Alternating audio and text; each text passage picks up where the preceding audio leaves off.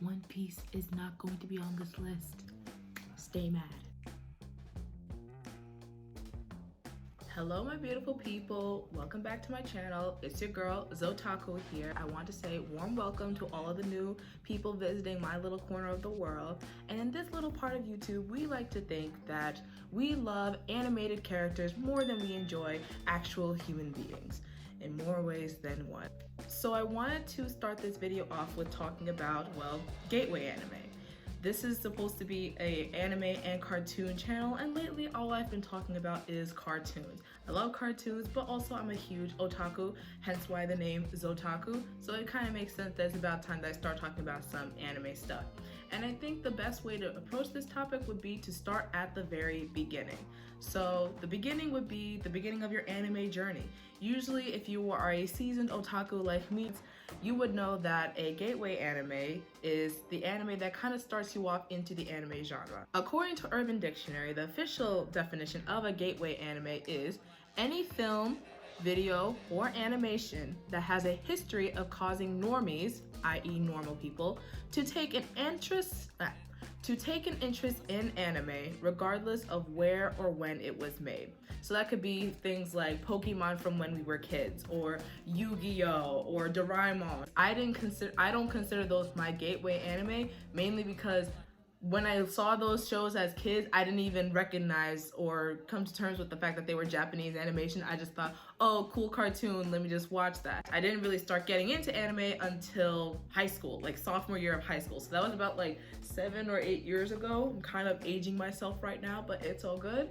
And I can tell you that from high school compared to now, my anime tastes have drastically changed, and the shows that I watched back then that really got me into the genre, they don't sit the same way compared to all the shows that I have watched since then. Just so you get to know a little bit about me, these are the first 5 gateway anime that I watched that got me into the genre from high school and really set me down this path of destruction and led me to who I am today. So just as a disclaimer for everybody, this 5 gateway anime is going to look different from all the other gateway anime lists that you see here on YouTube. Everyone always includes some member of the big 4. And if you don't know, the big 4 of the anime community would consist of Dragon Ball Z, or anything from the Dragon Ball franchise, Naruto, One Piece, and Bleach. As a whole, I think it's time that we kind of like let them go and let them rest and kind of not let the hype die down, but more so try to explore other things that could be gateway anime for people when we're recommending it to newcomers of the community. Number 1 is Fruits Basket, specifically the 2001 version. So if you are into anime already, you probably know that Fruits Basket made a remake back in 2019, and season 2 should be coming out as of right now, and it's great. It's a really great readaptation, but when I started off with the 2001 version with the giant circle eyes and the very typical shoujo manga anime type of sweet girl next door type of style. So just as a little quick synopsis, Fruits Basket is about the story of a 16-year-old girl named Toru Honda who is in high school. She recently lost her mother a year ago, and she has been camping out in a tent by herself the past year, mainly because she doesn't have that much money. She is an orphan, so she's kind of on the struggle bus by herself and making it on her own way.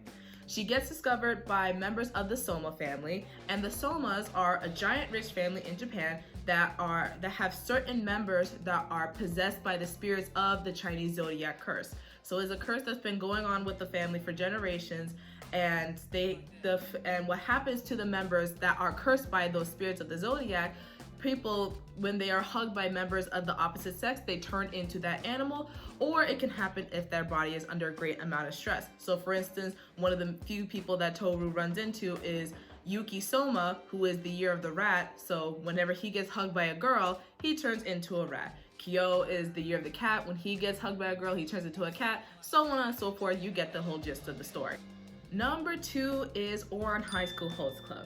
As a quick synopsis, we have Haruhi Fujioka, who is a freshman at Ouran Academy. She is pretty dowdy. She's kind of all into her books. She's a very smart girl. She's very capable and true to herself, but she just stays to herself and is only caring about school. She lives with her father, who also happens to be a cross-dresser, from time to time. and she had also lost her mom. It's a typical thing in anime with where the main character doesn't have a mom. Really sad, but it's just really funny how there's never a mom. But anyway, Toru is she is poor compared to the people that she goes to school with. At Ouran Academy, it is the school for like the rich and the beautiful and people that are very, very wealthy and well off. She joins the host club after breaking a vase of theirs.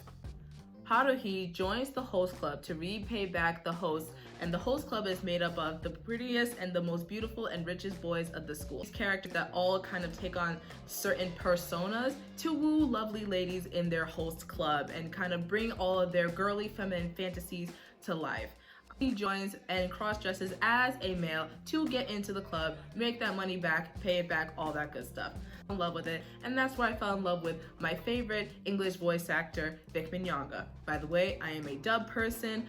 I can appreciate a good dub. Of course, now in my older years, I can appreciate sub and dub, but if people are to say if you're team dub or team sub, I am usually team dub. Number 3 is Full Metal Alchemist. Specifically, I watched the original 2003 version first, and then I moved on to Brotherhood, and I think that one came out in 2009, 2010. Full Metal Alchemist is about these two brothers, Edward and Alphonse, the Elric brothers. They live in a world where they can practice alchemy, which is the science of transmuting or changing one item into another through the science of alchemy. And the number 1 rule in alchemy is the law of equivalent exchange. And essentially what that means is if you're going to make one thing, it has to equal the other thing that you are making it from. You can't have an imbalance. Edward and Alphonse, they are two brothers that essentially tried to do a human transmutation on their mother who passed away, and they tried to bring their mother back to life. Now that is the one taboo of alchemy. There's nothing that can equal a human life. They did it anyway, and through that Edward lost his arm and his leg, and Alphonse lost his entire body. And the whole show is about them trying to undo the mistake that they made and get their bodies back to their original form. Number 4 on this list is Inuyasha. Now this was my first really long series. When I'm introducing people into gateway anime, I try to stay away from series that are more than like 50 episodes, because I realize that a lot of people have the attention span of a squirrel like I do and don't want to commit to a show that has hundreds of episodes, i.e. One Piece. You have this girl named Kagome. All these characters are in high school. High school is a very common theme. Kagome is in high school and she somehow gets transported to Edo period Japan, where she runs into Inuyasha, who happens to be half demon and half human. This world that she is in, blasted into the past, it has a lot of demons and witches and a bunch of things like that, and she and Inuyasha team up to try to gather all of the shards of the Shikon Jewel, which essentially can give people and demons immense power. This show was my introduction to the isekai genre. It is essentially any anime where you have a main character brought into a magical world or a completely different world. Some titles that you may know of would be Re:Zero or Outbreak Company or Konosuba. Inuyasha kind of was like the grandfather of it all. Coming out in 2000, that's where isekai really started becoming more and more popular in the mainstream. Number 5 on this list is Death Note. This one kind of showed me that anime can take you to some dark places and can show you just the extent of how the human mind can work when you're put in a dark place. So the main storyline is you have Light Yagami, who gets hold of a death note that falls from the demon realm.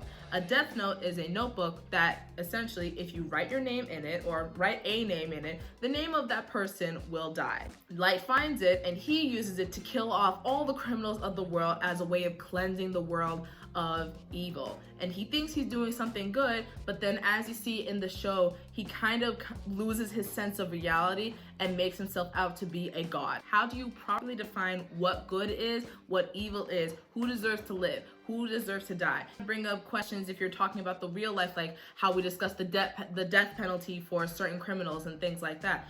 I think Death Note is really good for if you have a more mature palate and are open to seeing the psychological play that goes into Light and figuring out how he decides who gets to live and die, and his main antagonist being L, who is a detective trying to capture Light, otherwise known as Kira in the show. L is trying to capture Kira to bring all of his well, bring him to justice. In terms of rewatchability, some are more rewatchable than others, mainly because as you get older, you kind of see that maybe the art style is a little bit dated, example being Fruits Basket, or maybe the story doesn't grasp you as well as it did when you first watched it, i.e. Inuyasha, because I've already seen what happened, I kind of don't need to see it again. But other shows such as Death Note and Fullmetal Alchemist, I can pretty much rewatch any episode any day and just roll off the bat with that. That pretty much sums up the 5 gateway anime that I am introducing on this video. Of course, I can make a list of a whole bunch of other gateway series that I've recommended to other people and that have been recommended to me to help other people join the otaku side of the world. 3 main points that I would say make up a perfect gateway anime for someone would be: 1, if it has enough episodes for the person to get into, but not too many that they get overwhelmed. Number 2, I think if the show has a simple plot that the person can follow that isn't usually replicated in Western shows. The main thing that makes anime so popular is that a lot of the stories in the genre are not seen anywhere, whether it's American cartoons or sitcoms or things like that. It's something so different, that's what makes people attracted to it. And number 3 is if it's popular enough, because popularity does matter for this, is popular enough for that person that's getting into the genre to find a community that they can join quickly to just fangirl over or fanboy over the show relatively quickly, and hopefully through there they can find other shows to jump off of. So if your favorite was Inuyasha, then you can jump into Log Horizon, or you can jump into Sword Art Online, or you can jump into whatever other isekai anime because you have found your niche. So thank you so much for joining me today. I hope you do give these shows a shot. If you have any other gateway anime that you would recommend that I watch or other people watch here, please comment down below. Of course, thank you so much for watching this video. Please come back again, and remember, we love animated characters more than we like actual human beings. And I'll see you next time. Bye!